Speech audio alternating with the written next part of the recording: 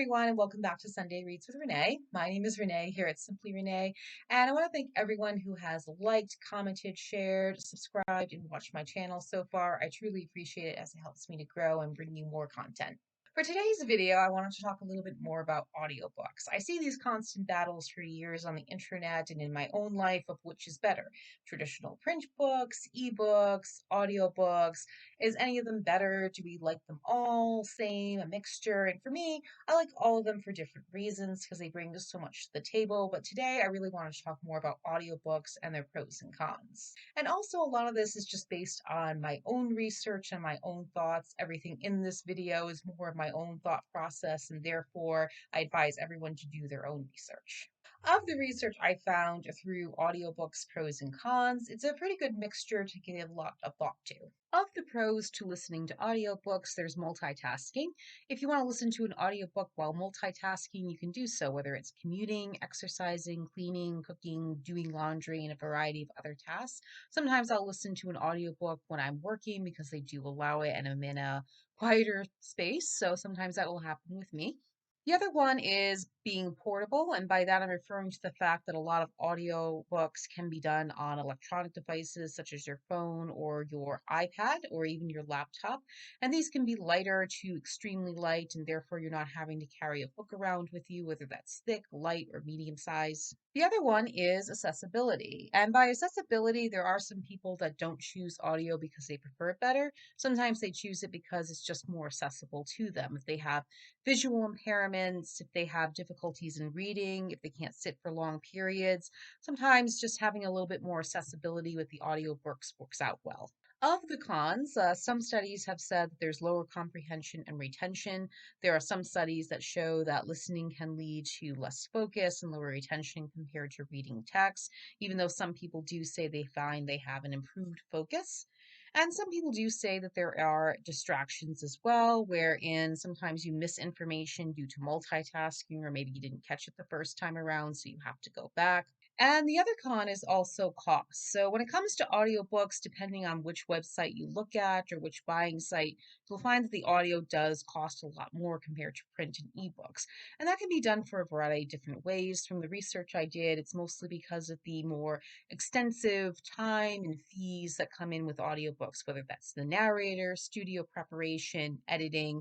It just costs a lot more to purchase an audiobook because there's so much that goes into actually creating it and recording it.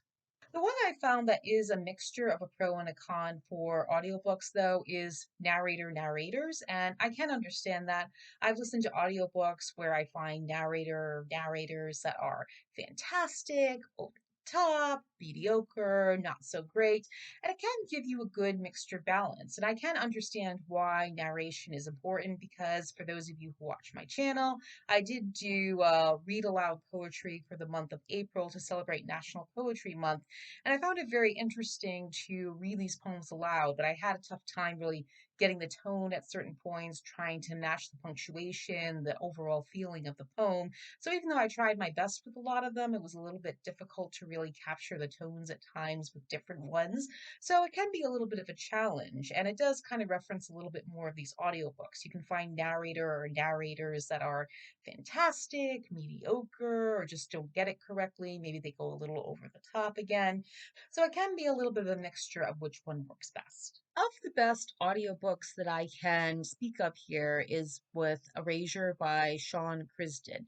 And I had read Erasure, the book itself, and really liked it, but I really wanted to see how the audio matched up because I heard it was very good and it did not disappoint. I thought Sean Crisden did a very good job. He really made it lively and animated. He captured a lot of the content and the tone of the book, especially when he had to go from one part where he's playing Theo, and the next part he's playing of a fiction within a fiction book where he has to actually read out my poopology. So it was actually very good, and I really enjoyed it. And I thought Sean Crisden did a very good job. Another one is Toni Morrison. She's already a very successful, beloved author in so many ways. But the thing I like about Morrison is that she could really read her books quite well. She really brought a good tone to it, a nice, quiet one as well, depending on which book that she was reading aloud. And she really brought something that really captured your attention. Just the tone and speech of her voice really captures so many of the characters and the descriptions, and just so much about these books that make it feel like it's coming alive to you. And one of the best audiobooks I listened to was Dominic Hoffman in Homegoing. So I read Homegoing years ago and I decided to try the audiobook because I heard Hoffman did an excellent job with it. And he truly does. He really captures everything about this book, from the descriptions, the voice changes. His voice really captures and carries everything in this book that makes you pay attention and want to keep going completely. So he really did an excellent job with Homegoing. Another one I decided to do comparison to was Evie Drake Starts Over. Julia Whelan did the narration for that novel, and I thought she did an okay job. Another one, too, is Carrie Mulligan, who narrated The Midnight Library by Matt Haig. I thought she did an okay job. Of the one that I wasn't impressed by was Elle Fanning, who narrated Margot's Got Money Troubles. And I had read the book and I wanted to do a comparison with the audio just to see. And I think reading the book is better than listening to Elle Fanning.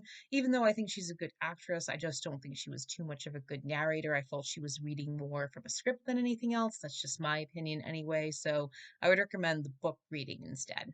Now tell me what you think. Do you agree with me, not agree with me? Do you have a particular audiobook that you love? Is there a narrator or narratives that you enjoy? Are you a fan of audiobooks or audio, ebook, traditional book media? Do you like audiobooks in general? And do you prefer e-audio, CDs, playaway, or just listening to ones on the internet? Please let me know all in the comments. I welcome all discussions as always. I thank you so much for tuning in. Please be sure to like, share, comment, subscribe, and click the notification bell for more videos here from Simply Renee. I'll be back next Sunday with another Sunday Reads video. I'll be back on Wednesday with a regular video, and I'll also come in with shorts and a Food Friday video as well. I thank you so much for tuning in, and I'll see you next time. Bye.